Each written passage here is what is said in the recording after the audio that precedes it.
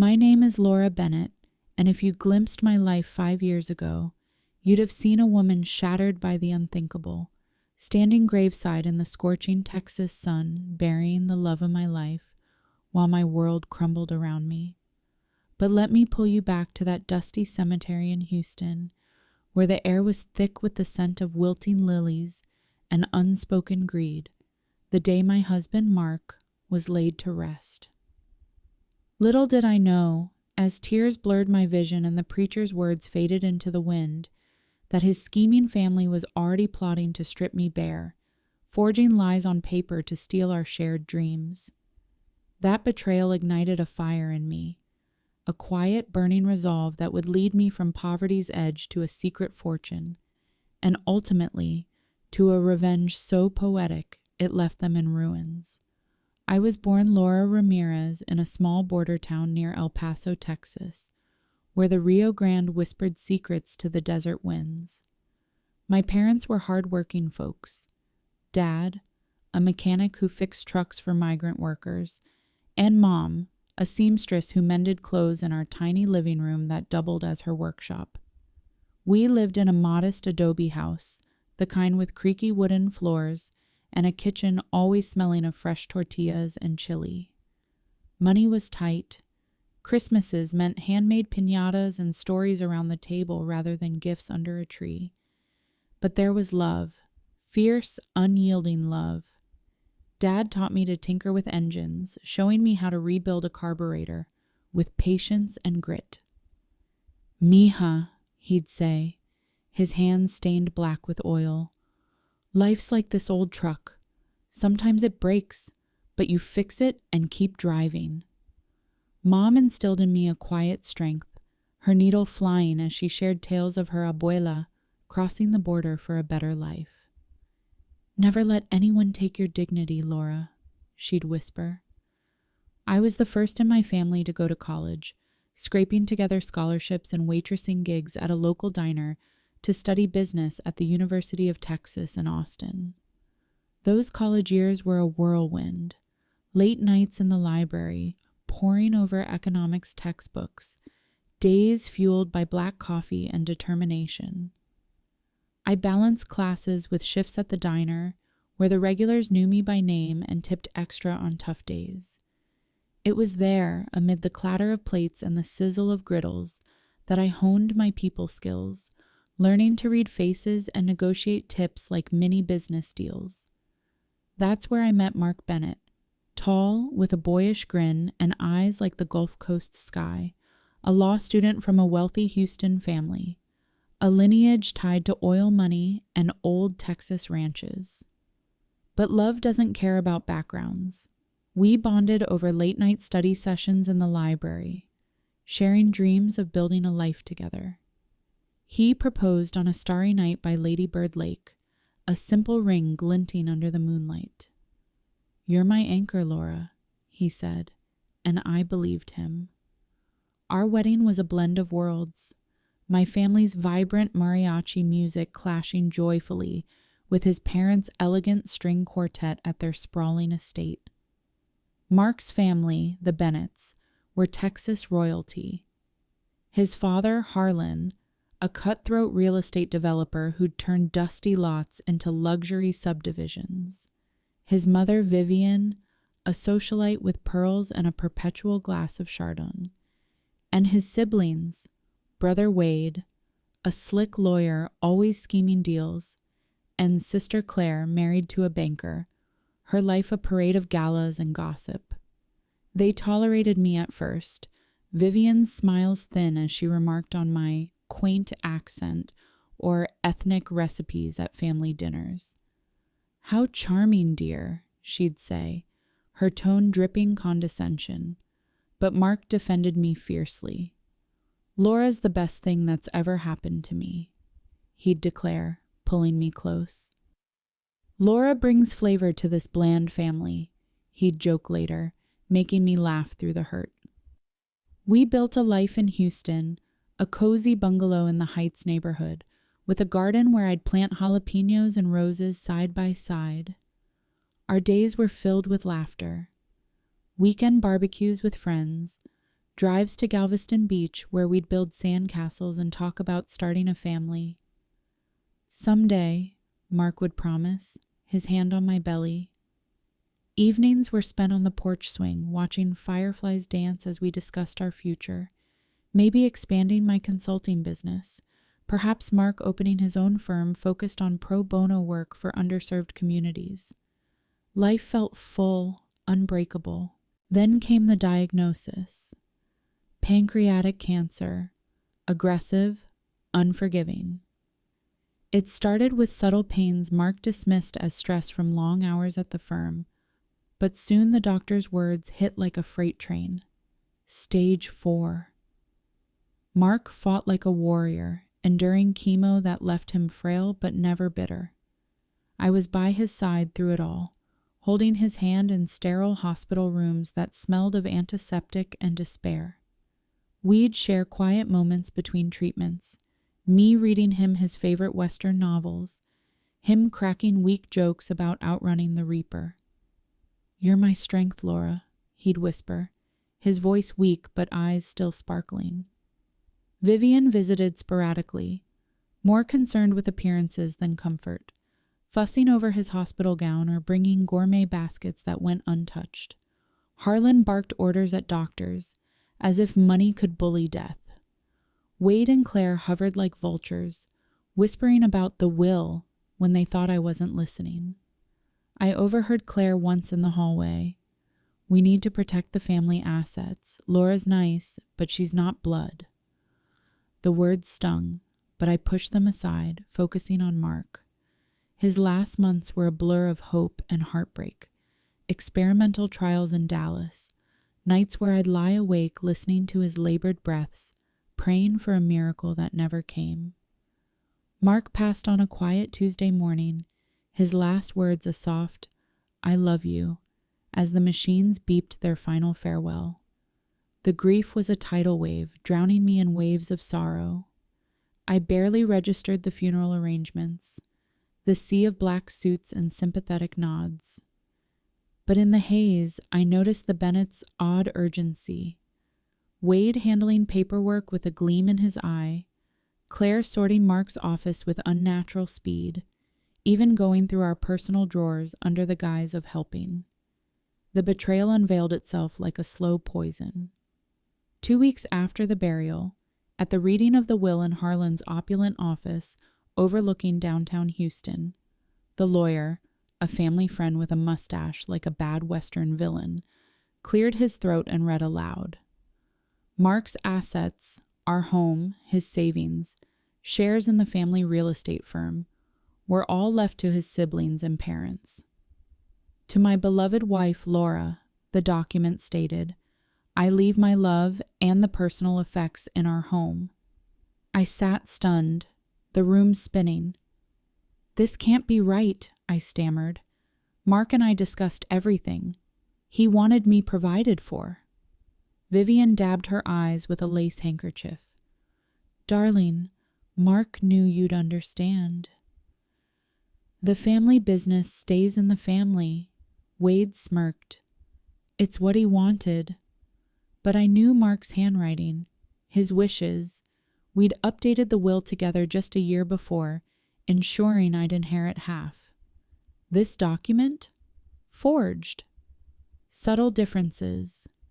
The signature slanted wrong, dates mismatched, even the paper felt off. They thought me too grief-stricken to fight, a poor Texas girl outmatched by their lawyers and lies. I demanded a copy, but Wade waved it off. "No need, Laura. We'll handle the details." They evicted me swiftly, claiming the house was family property.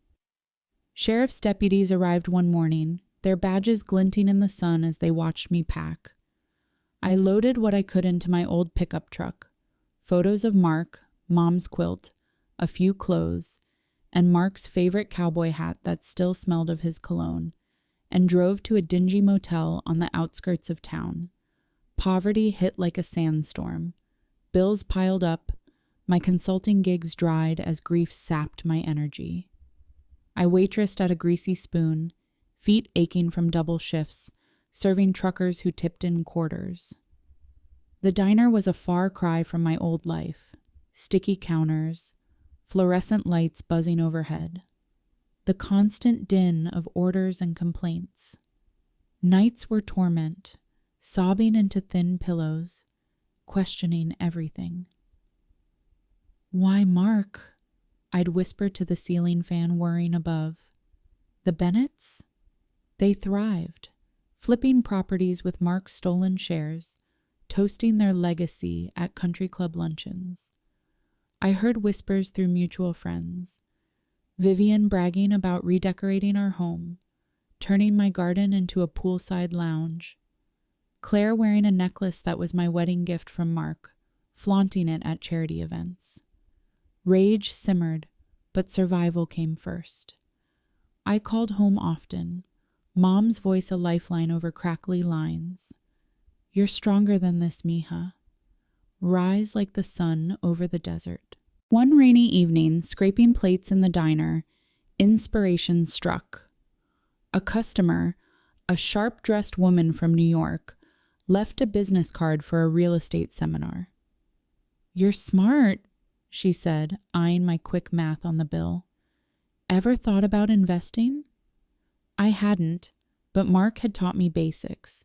Location, timing, leverage. We'd spent evenings discussing market trends, him with his law books, me with my business journals. With my last $500, I bought a bus ticket to New York City, the land of opportunity, far from Texas ghosts.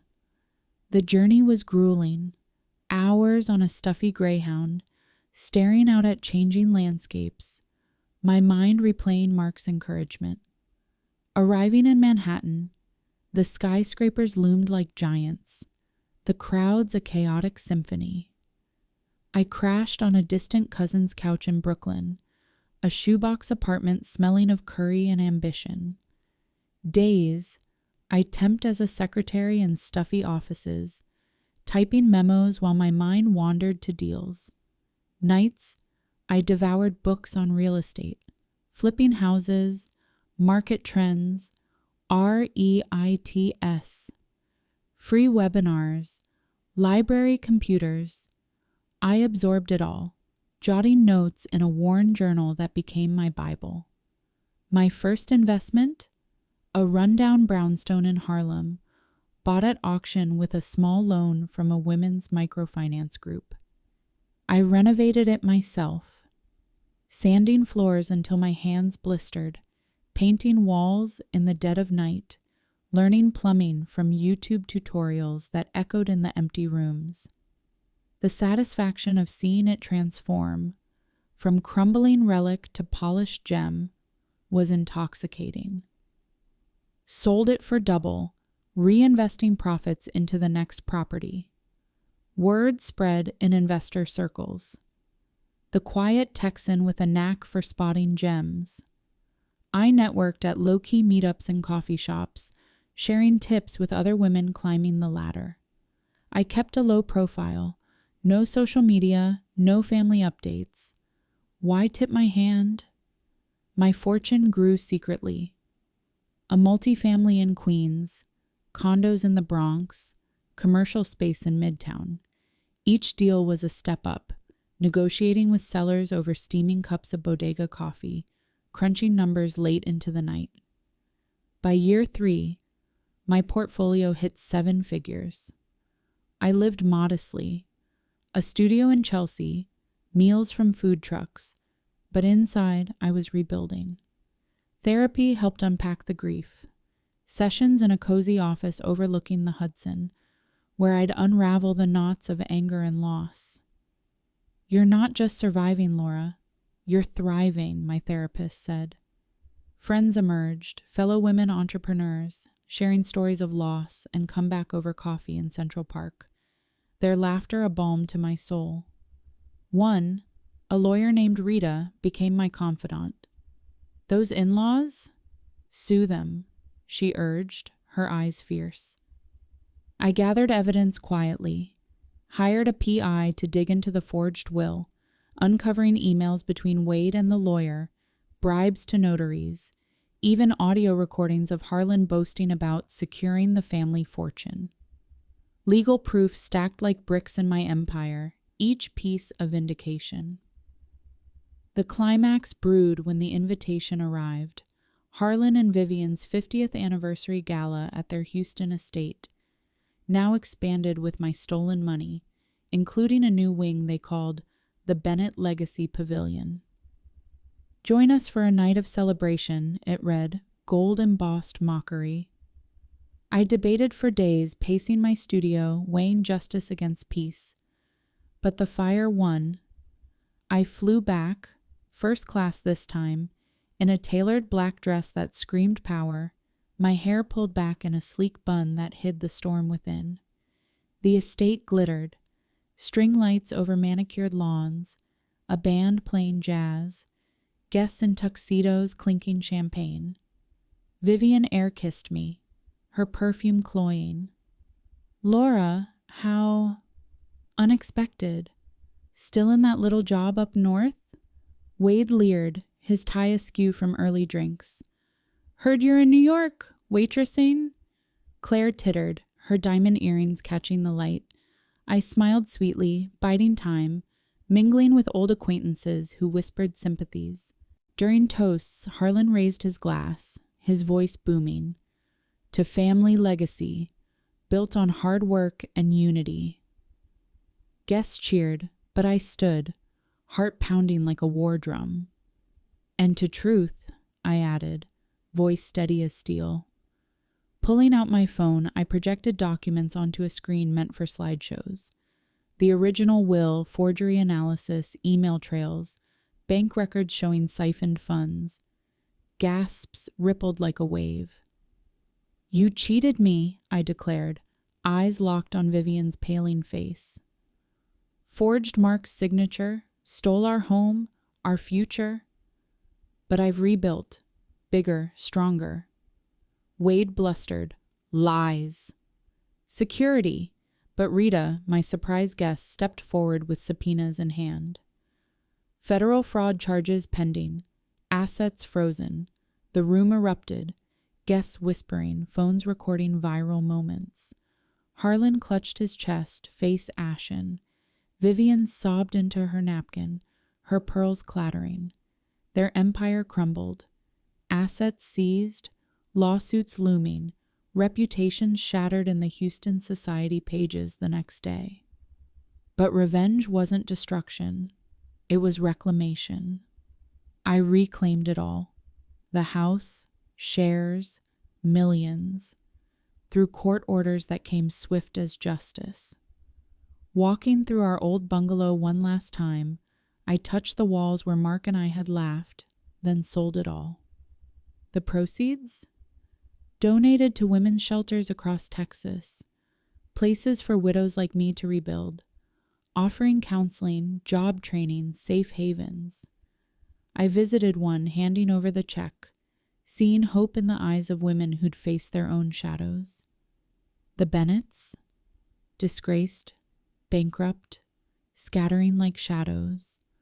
Wade facing jail time, Claire divorcing amid scandal, Vivian and Harlan retreating to a modest condo, their galas a distant memory. From the grieving widow forced into poverty, I evolved into a force. CEO of Bennett Realty Group, now focused on affordable housing and women's empowerment initiatives, funding scholarships for women in business, honoring Mark's memory with every deal closed. Betrayal forged me, but I rose unbreakable, turning pain into purpose that lights the way for others. And so the shadows of inheritance lifted, revealing my light. If fraud has darkened your path, remember, rebuild in secret, strike with truth. The satisfaction is eternal. As Eleanor Roosevelt once said, no one can make you feel inferior without your consent. In the face of betrayal, reclaim your power and let your light dispel the shadows. Thank you, from the deepest corners of my heart, for walking this emotional path with me, through loss, betrayal, and ultimate triumph. If this story stirred something in you, please like, share, and subscribe for more real tales of resilience and revenge. Your support keeps these voices alive. Together we empower the shadowed to shine. Until next time, hold your light close.